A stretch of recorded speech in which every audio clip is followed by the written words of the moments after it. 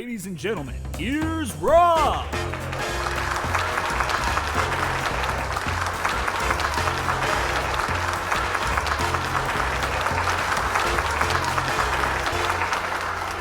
So it was so smoggy in LA today that golf balls, they declared a no-fly zone.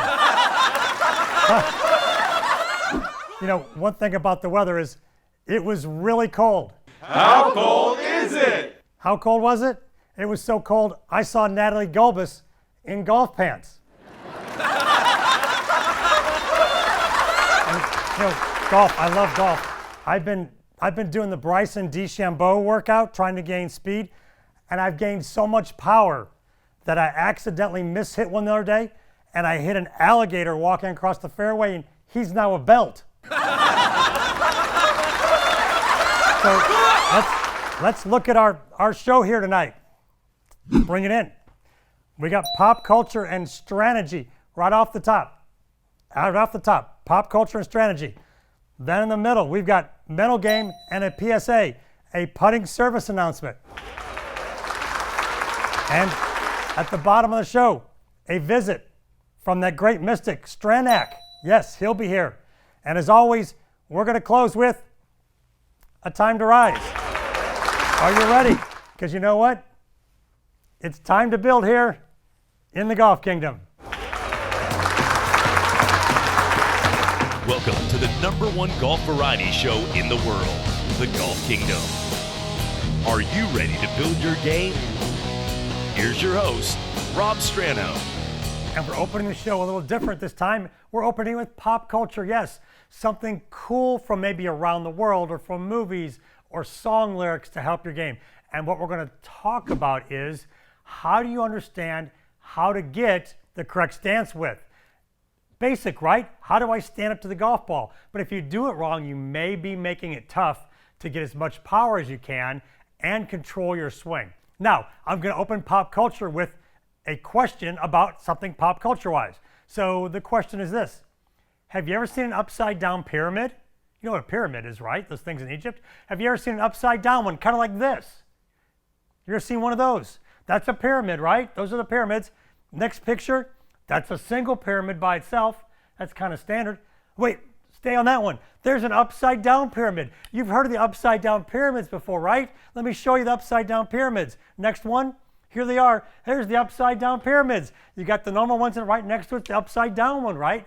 You've seen that, haven't you? No, you haven't.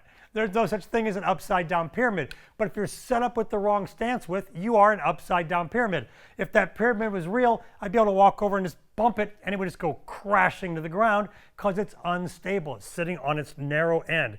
Think about how you're built. Wide shoulders, narrow hips. I can put my feet close together down here, come down to my feet and look at, so you've got my feet close together, wider at the hips, wider at the shoulders. I'm kind of an isosceles triangle pyramid, not a wide one, but nevertheless, I'm narrower at the bottom than I am at the top. This would be unstable. Let me show you two pictures of tour players now. Next picture here, Phil Mickelson. Nice wide base, wider than his hips, almost as wide as his shoulders, pretty close to as wide as his shoulders. Next one's going to be Jason Day from the rear view now, so you get a different angle, but look at how far apart his heels are hitting the driver. So wide view here now. We're going to talk about how do you get in the correct stance width for you. Remember, it's your game. It's your swing. It's not mine. It's not my producers, not my directors, not this camera dude right here. It's not his swing. It's your swing. How do you find the right stance width? Because I don't want to be too wide because then I can't move. I start sliding. And if I get too narrow, which is what we're talking about, I'm the upside down pyramid and I swing and I can't move and I fall over because I'm out of balance. Here's the drill I'm going to give you to find the correct stance width. And it's an all skate. All skates mean everybody does it. Get up off your couch. If you can walk, you can do this. Okay, stay with me, Mr. Cameraman. Here we go. I'm going to walk. As I walk, when I reach heel toe, I'm going to stop and then pivot into my stance width. So my normal walking gait would be walking, walking, walking, boom, heel toe, stop, turn. There is my maximum stance width right there. If I'm hitting a driver, that's as wide as I'm going to be. Your walking stance width is a reflection of your flexibility. Think about an 80-year-old person. They're walking along like this, right? They're not going to be very wide in their stance. They aren't going to be upside down pyramid narrow, but they'll be in here with driver. So find your walking stance width. Once again, heel toe as I walk, heel toe, stop, and then I'll pivot into my stance width. I'll do it the right way. Heel toe, pivot, there's driver. I come in an inch for middle clubs, an inch for short clubs, and I got my stance width for all my clubs. But the walking determines your driver width. Do that, and you won't end up being that upside down, unbalanced pyramid. You'll be on balance, you can get power, go get it, and hit it farther and straighter. Okay, let's talk about some strategy here. Yes, we've got to have a good sound on-course strategy, because remember, without a plan, there is no attack. Without attack, there's no victory, and we want victory on the course. We want to do smart things out there to ensure that we succeed. Now, here's what I want you to think about. Put this in your golf brain. I want you to think about sometimes all you need to do is hit a good shot. Not a great one, not a miraculous one, not a career one, the most spectacular thing you've ever done.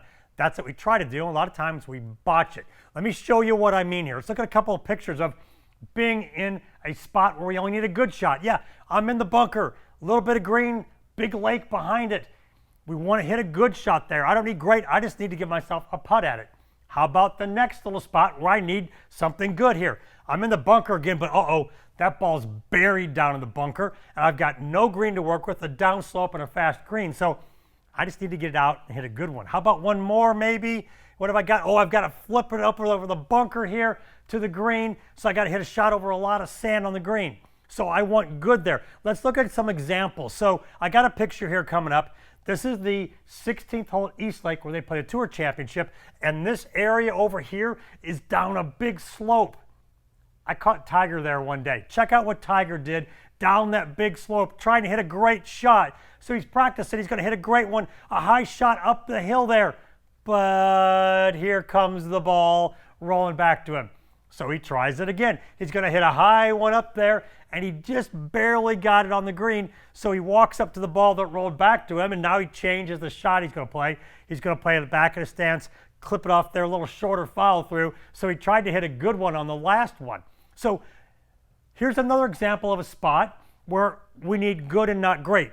What you're going to see here is this spot right here, flipping it over the bunker to that green. So let's go to our next little image here we've got. So we're right here, and we're coming over this to this green. Got to carry a lot of sand. So what you're going to see is in this spot right here, you're going to see the view come up in a second of what have I got? I've got that long shot over the bunker we saw a minute ago.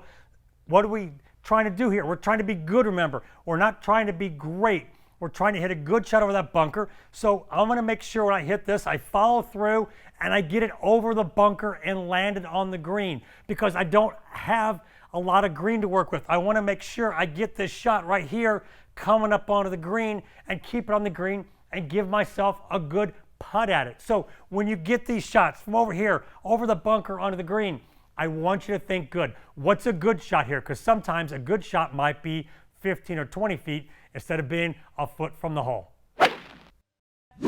It's our Build It segment, and we're going to talk about hitting the sweet spot of the club and building better impact. What golf data tells us is this. It tells us that if I hit the middle of the face every time, which a tour player does, and you miss it by just a centimeter, but you're swinging faster than me, well, you know what? I'm going to hit it farther than you. So here's what we have to understand. We've got to swing at a speed where we can control the middle of the club. So I'm always swinging at a speed where I can control the sweet spot of the club. And there's a shot going away right down the middle of the range, and I controlled the club face. I hit it right in the middle, sweet, right down there. And that's the thing, is I wasn't out of balance. I didn't swing and dance around and fall and swing and fall backwards. I swung, held my balance, hit a good shot. Now the question is, let's say you're doing all that and you're missing the sweet spot because maybe you're pulling your hands in, you're getting to the ball and you're pulling your hands in a little bit. Maybe you're worried about shanking it on, hitting it on the hosel. Here's a drill I want you to do. We've got these fun little plastic tees here. I'm going to put them on either side of the ball. So I've got enough room to get the club through. I've got a little gate right here to swing the club through. So if I swing through and focus on hitting it solid, I won't hit these little tee pegs, and the ball will fly right down the middle of the practice tee again. So we want to swing at a speed where we can control the face and build a little gate to swing through. Now I nicked that inside one because it was a little too high off this turf.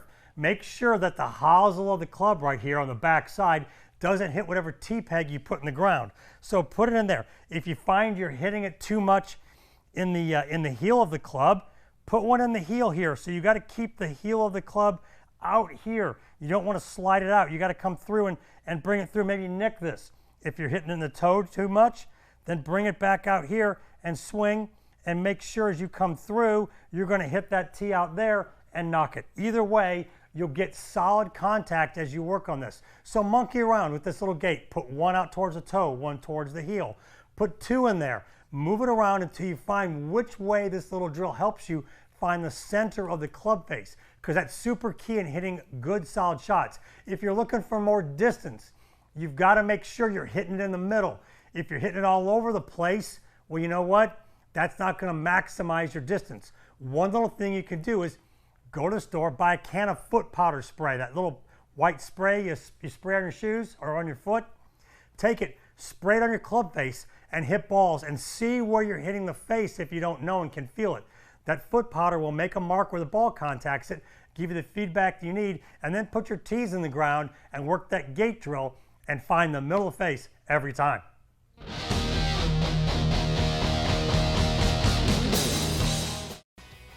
Alexa, open Golf Kingdom.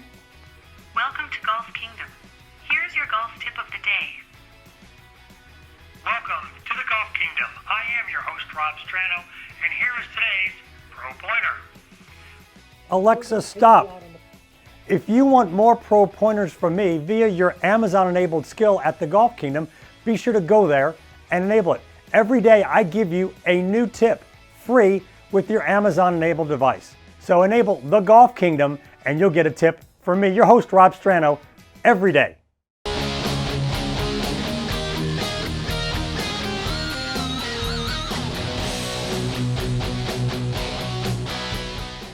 We're going to get deep into the mental game here. That's why I've got the Cerebro helmet on. I'm connected to you by the earpiece and I can hear all your thoughts out there. And I'm going to share my thoughts on mental game. I had a lesson recently with a hockey player and he just kept hitting the ball so quick and his swing was so quick, and it dawned on me, he's got a problem, and it's this problem right here. The problem is that he's used to playing hockey and he's used to having to do things before guys smash into him and crush him. So here's a pass and oh, there's a big hit. And here's another one where he's coming in, he's going to try to get a shot off, he's going to go around this guy and boom. So as a hockey player, he's trying to hit a golf ball like he's a hockey player, like someone's going to hit him before he hits the golf ball. And watch this, these guys are all getting rid of these passes quick and shooting quick because they're going to get pummeled, and oh, that's not good when your own guy runs into you and pummels you before you can pass or shoot it. So we're going to go over to the simulator here. I'm going to talk about this whole thing about hitting it quick and help you understand the right timing to hit a golf shot. Come on, let's go. Okay, so we've come to the sim here and we've got the FlightScope Mevo Plus launch monitor wired in. It's going to give us data, show a shot trace, but we're going to talk about timing to hit a golf shot. And what the data from the PGA Tour tells us is guys hit it in about 10 seconds once they get into the shot. So there's time there. It's not rushed and it's not forever staring at the ball. So when I walk in, if we count, I'm going to walk in, and once the club gets behind the ball, it's going to be 10 seconds about before I hit it. So I've already done my pre-shot routine stuff. So I walk in, I go ahead, club comes in, 1001, 1002, 1003, 1004, 1005, and bang, I hit it and give it a rip, and there goes the ball flying away on the launch monitor. So that took me about 5-6 seconds, and it was tough because I'm not used to counting out loud, but if I do it again and again, it's exactly the same. So you have time, it's just not rushed. So when I got in there and had that hockey player swinging, man, he got in there, and it was like here, and boom, he was gone because he thought someone was going to check him and hit him. No, no one's going to hit you. No one's going to stop you. You've got time. Get set, a couple waggles, and go, and you'll hit better shots, understanding get them out of there in around 10 seconds or less. Well, welcome to Dr. Rob's Lab, and it's Talk Nerdy time. Yes, we're going to talk nerdy about the golf swing, and this time we're going to talk nerdy about your body, my body, everybody's body, because we're all built the same in this regard. We're going to talk about what's called the Weiberg angle, and it's how the femur comes into your pelvis. Here's 3 images to look at. First image is exactly what that bone looks like at the top of the femur. Now look at how the bone goes into your hip or your pelvis. It goes in from the side, not the bottom.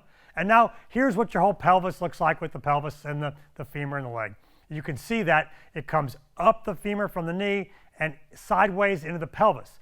Now here's what you got to understand. Come back to me here. You got to understand it's like a tripod. So I can't take this unless I unlock it and move it. So the tripod, this unlocks this and moves this. So your femur can't lengthen. It doesn't get any longer or shorter. It's one set length. It's locked in place like that tripod leg is. Now, what does that mean? Here's your femur coming up your leg. So he kind of widened me out here because I want you to focus on this red stripe right here coming up. It's going to represent my femur and leg. When we swing back, this knee will lose a little bit of its bend, somewhere around 7 or 10 degrees of bend. So wherever I start, as I come back, this knee is going to straighten a little, and you can see the red line straighten. But it doesn't come back and go from this amount of knee bend to dead straight. That's locked out. We don't want that hyperextending of the knee. It's just a little movement here. So if I take the club and take a backswing, you'll see that leg straighten a little bit, because remember, the femur can't get longer. And if this hip goes this way, as you see this line go that way, if it goes that way, remember the femur can't get longer, it's pulling on the knee has to move. So in order to get hip turn and hip depth, the femur's going to pull on the knee has to straighten. We've got to lose a little flex, but not to where we straighten it. Practice this. Get in the mirror, watch yourself like you're watching me here, go back, let it straighten a little but not lock out, and you'll get a better feel for getting hip turn and getting load in the back side of your swing. It's our putting service announcement. Yes, our PSA, where we talk about things to help you with the putter. Yes, things that are going to help you make more short putts on the course. I've got a great tip to help you make these. These are the pressure ones, the knee knockers, the ones that kind of make you want to throw up, where maybe all the money's on the line and you got a 3-footer. And one thing I see out of players is misunderstanding of stroke size. You want to understand that for a short putt, the putter doesn't need to go back real far. We're not trying to hit it 20 feet. We're trying to hit it 2, 3, 4 feet. It doesn't need to go back a lot. Let me show you the error you make, and then I'll show you how to fix it. Let's come to the low view. Now what we've got here is you see I'm about 3 feet from the hole, and the error is the putter goes back too far, and look at it's off the screen. When you go back too far, that leads to the decelerating stroke, and when you decelerate, the face will snap left, and the ball will miss left. There it goes right there. You can see my face stopped and my follow through stopped. What I want you to think is it's a short putt, so I need a very short backstroke.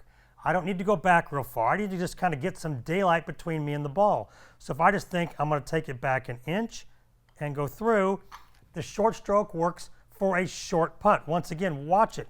It's a tiny stroke because it's a tiny putt. So we don't want to go back to here. That's going 30 feet. I just want to take it back a little bit, an inch, come through nice and smooth, and boom, right in the middle. Come back to me on the big screen. So short putts. Don't take this putter back so far. Keep that backstroke tiny. Keep it tight. Make sure you accelerate and go through, and the putter won't get so far offline because you take such a big backswing, and you'll make a lot more of these shorties.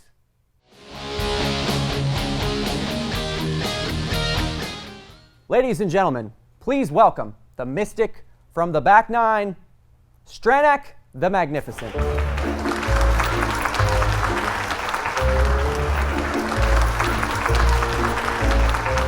Stranac's fine. You okay there? I'm fine. A little trip, a little spill? We're all good. All right. Stranac You is okay? here. Are your powers ready? My powers are ready. Ready, zoned in? Ready for this? Yes. Ladies and gentlemen, I hold in my hand the envelopes, hermetically sealed, on Tiger Woods' porch. No one knows the contents, but you, in your borderline mystical ways, will divine the contents Yes, I will. I will divine them. of envelope number 1. envelope number 1. Snap, crackle, and pop. Snap, crackle, and pop. Sounds like cereal. Some kind of cereal. What is the sound of Henrik Stenson's clubs after a bad round? Couldn't see that one. Snap, crackle, pop. Okay. What about envelope number 2? What you got? 60 minutes from here to eternity. Okay.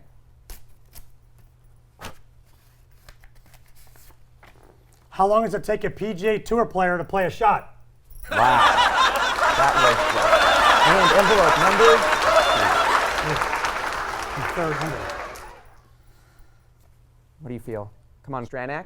To infinity and beyond.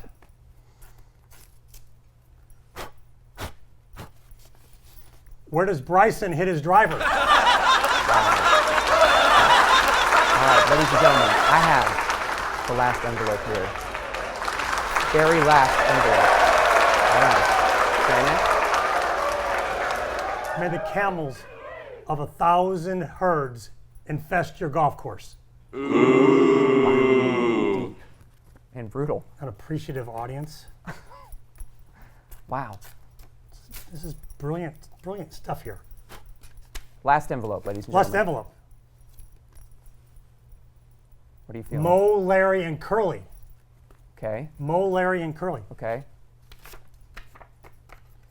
Who are the 3 guys running the United States Golf Association? Wow. That was magnificent. Ladies and gentlemen, Stranac, the Magnificent. Off to some faraway land after he trips. Thanks, everybody. We'll be back soon. Okay, it's our KISS segment. Mwah.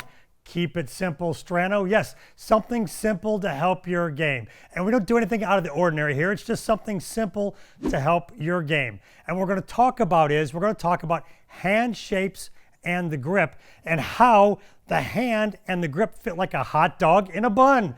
Okay, now that explains the hot dog suit. But the hand and the grip fit like a hot dog in the bun. What I want you to do is do this with me. Take your hand, put it out straight like this, and curl your fingers like that. Don't wrap them like this. Curl them down like this. Both hands, curl them down like that. The mistake that everybody makes is they grab the club and they grab it like this with the meat of their hand and wrap their fingers around it so you have it like this in your hand. No, it fits in your fingers like that. So come low as I go down here. So you'll see there's the hot dog bun hand shape right there. So my fingers are curled. Now as I bring it in, here's the hot dog coming right into the grip. So it's in my fingers there. Now I take my fingers here, I make the hot dog grip again, or the bun grip, and I put the grip in there like it's the hot dog, and now it's in my fingers and then my thumbs go on top. So back up here to me. There's my grip, it's perfect. So think hot dog bun out of both hands, and you'll be sure to have a hot grip on the club every time. This has been Keep It Simple Strano. Kiss. Mwah. Something simple to help your game.